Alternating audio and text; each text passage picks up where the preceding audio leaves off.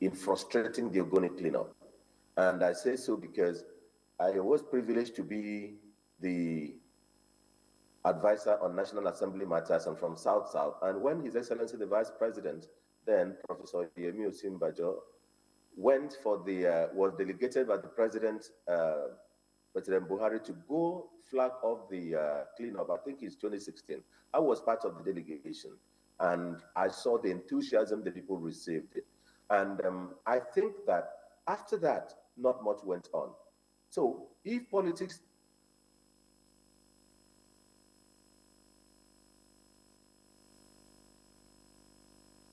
aside, one, the high prep office.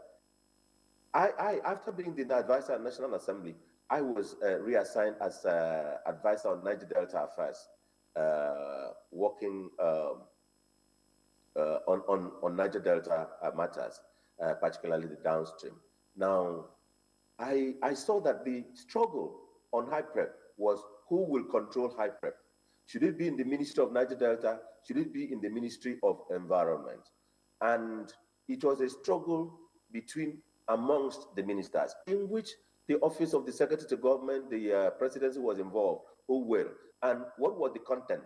What was the essence? It was who will control the money? Who will control the vote? Who will appoint the persons who would be in charge? And again, the politics of it also went into what I would call the Nigerian effect. I apologize to all Nigerians. Some Nigerians want office, not for the purpose of delivering what the intent is, but for the purpose of controlling the money. Again, if politics is kept aside, we will be able to say to what extent from 2016. In fact, let's go back to 2011, when I was in the Senate, 2011 to 2015, as a senator. I remembered all the effort that Senator Magnus Nge Abe made on the floor to cause the kickoff of the cleaning. Again, and then it still failed throughout our tenure on the floor, and the effort of Magnus Abe and the support we of the South gave him.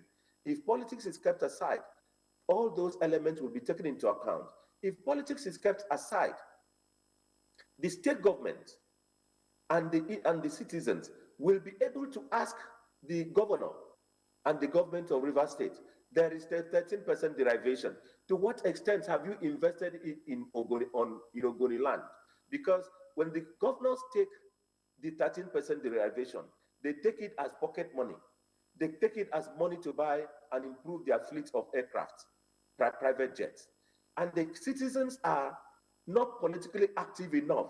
They want to participate in how the money is used, forgetting that that money is derivation that should go to the development of the oil-producing areas. If politics is kept aside, the federal government, throughout the period of the Buhari years, and even now, there is the money, the $1 billion or so that is provided by the United Nations, was to be counter-funded, was to be balanced by the federal government. How much? And to my limited knowledge, throughout the budgeting and budgetary process by the National Assembly and by the federal government, not any money has been provided in the budget to be added as counterpart funding to the money provided by the United Nations. If politics is kept aside again, the corruption, the ill use of the money, the stealing, I want to use the word, I want to withdraw the word stealing. The misapplication of the money, which some of them has gone up to being noticed by the Office of the National Security Advisor and EFCC, and some of them have gone to the extent of being flagged, of the money in dollars would have been avoided. If politics is kept aside, okay, politics should now be brought in, the politics of the economy. The politics of the economy is that we have oil on the ground, we have oil under the ground. We need to bring this crude out so that we can refine and boost the domestic oil production so that we can take our oil, the daily production from between 1.4, 1.7, where it is oscillating, to about 2.1, 2.5 when the Ogoni fields are explored. Because if Ogoni fields, if we take oil from Ogoni fields, we will be able to, that will add to our domestic production. I read some days ago that some of the refineries, particularly the Dangote refinery, is importing oil from the United States, importing crude from the United States to refine.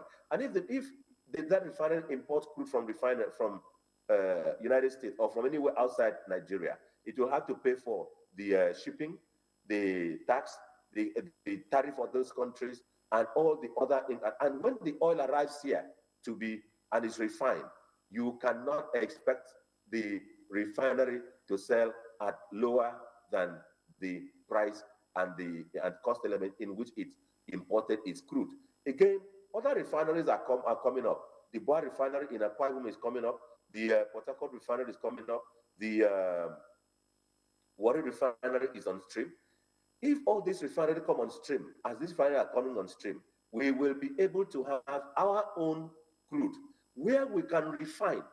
And then the advantage of home production, domestic production of crude, not involving so much of the foreign content element and the elements of freight and shipping, will bring down the price of refined petroleum products lower, and the government can be able to manage its economy. So I wish that politics can be kept aside.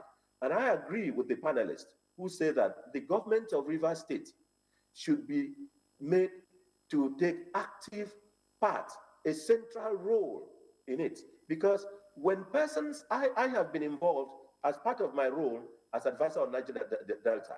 I worked interministerially. I worked through the Ministry of Niger Delta. I worked through the Ministry of Environment. I worked through the Budget and National Planning. I worked with the Office of the Secretary to Government, all coordinating, and the Chief of Staff and the President, all coordinating matters affecting the Niger Delta, other than those that were specifically given to the Minister of Niger Delta. And so I saw the extent to which people were struggling, not for what should be done for Ogoni and in Ogoni, but for who will control so that money can come out of it. So I pray that the governor, that this should be transferred, not transferred as such, it should be downstream for control by the governor and government of the state, where the people can always ask. Thank you. Dr. Enang, thank you very much.